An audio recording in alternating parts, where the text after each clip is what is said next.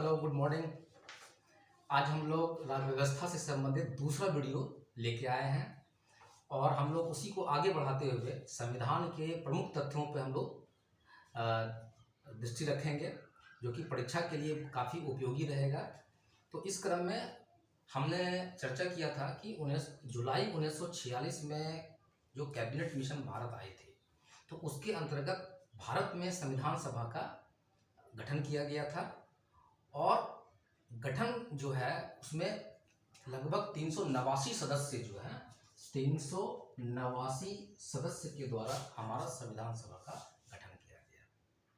और इस 389 सदस्य को जो देख रहे हैं, तो उस समय जो वर्तमान में विधानसभाएं थी, तो उसके सदस्य के द्वारा एकल संक्रमणीय मत के द्वारा जो है इन सदस्यों का चुनाव किया गया। तो यहाँ पे हम देखते हैं कि 389 में जो थे वो 296 जो सदस्य थे वो चयनित थे, है ना। वो जिनका चुनाव जो है वो एकल संक्रमणीय मत के द्वारा हुआ था। अब ये 296 में जो थे ना, वो 296 में 292 जो थे वो प्रांतों से संबंधित सदस्य थे और 4 जो थे वो कमिश्नरी से संबंधित सदस्य थे। ये आंकड़ा काफ़ी महत्वपूर्ण होता है, इस पे हम लोग ध्यान रखेंगे, क्योंकि कभी कभी आंकड़ों से संबंधित प्रश्न भी परीक्षाओं में पूछे जाते हैं। इसके बाद हम लोग देखते हैं कि इन 296 में 292 प्रांतों से थे, 4 कमिश्नरी से थे। तो इसमें जो है 93 सदस्य जो थे 200, तो 93 सदस्य जो थे वो मनोनीत थे। हम लोग वो मनोनीत थे और ये रिलेटेड थे, देशी रियासत से रिलेटेड थे। काफ़ी महत्वपूर्ण बात है।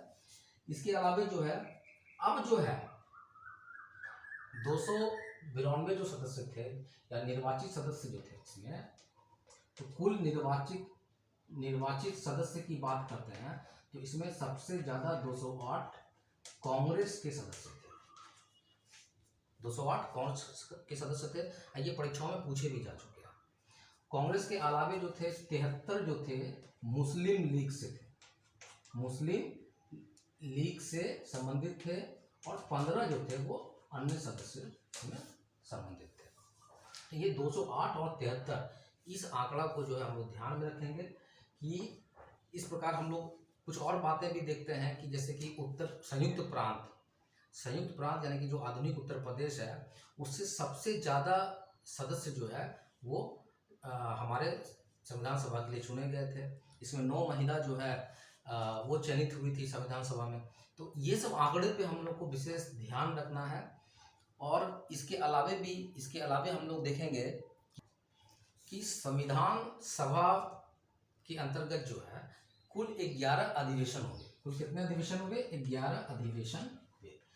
11 अधिवेशनों में जो है ना 3 अधिवेशन जो है ये विशेष महत्व के हैं और 3 अधिवेशन है वो 9 दिसंबर 1946, फिर आपका 11 दिसंबर 1946 और फिर 13 दिसंबर 1946। अक्सर इन तिथियों से परीक्षाओं में प्रश्न पूछे जा चुके हैं और संभावना है और ये प्रश्न